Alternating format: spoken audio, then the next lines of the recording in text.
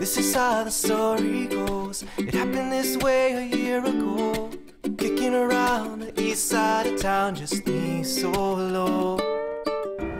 Caitlin was able to actually be the only person that ever got me something that was meaningful to me and was the best present that I ever got.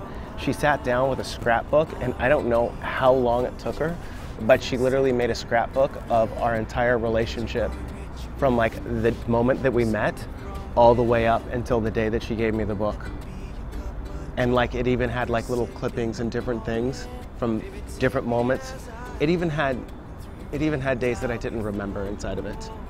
Places that we went on dates, things that we did.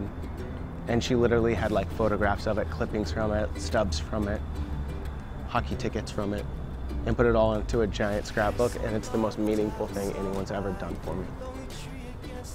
It is it is on my nightstand next to my bed. It is my most prized possession.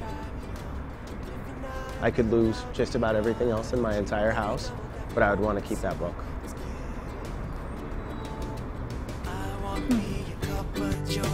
First sip in the morning, get you going ritual, and warm your soul from within. Whoa, let me be your cup of joe. First sip in the morning, baby, take me as I am, and through your veins I'll be flowing.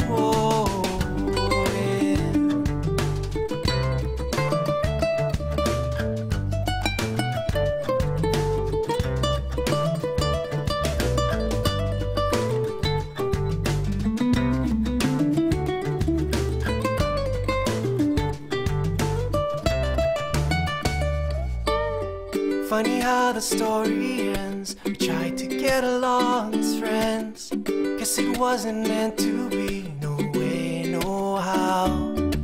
Done and from the moment we met, ever after you and me. On lucky stars we made our bet so happily. I want to be your cup of joe. So the first time I took my LSAT, I had a complete meltdown. Like meltdown. So they give you an hour of instructions.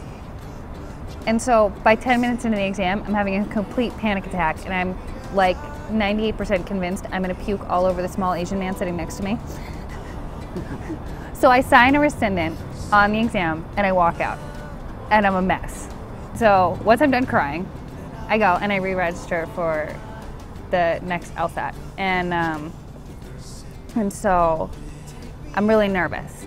And at this point, I'm more nervous that I'm gonna have the same thing happen again, than I'm even nervous for the exam. And so I talked to Sean about, okay, I need something to go into this test with. And so I always tell Sean that he needs to spend more time like staring at a bush. Because there's, it's just a necessary part of life, just sitting and staring into nothing and taking that time. It's like regenerative. And so he took a photo of a bush in his backyard that I used to sit on the porch and stare at all the time, and wrote a note on the back of this thing about how God is everything or God is nothing, and I love you, you can do it. And I put it on the desk next to me. And I now have a photo of him with our dog, and just their two heads that goes with me to every exam.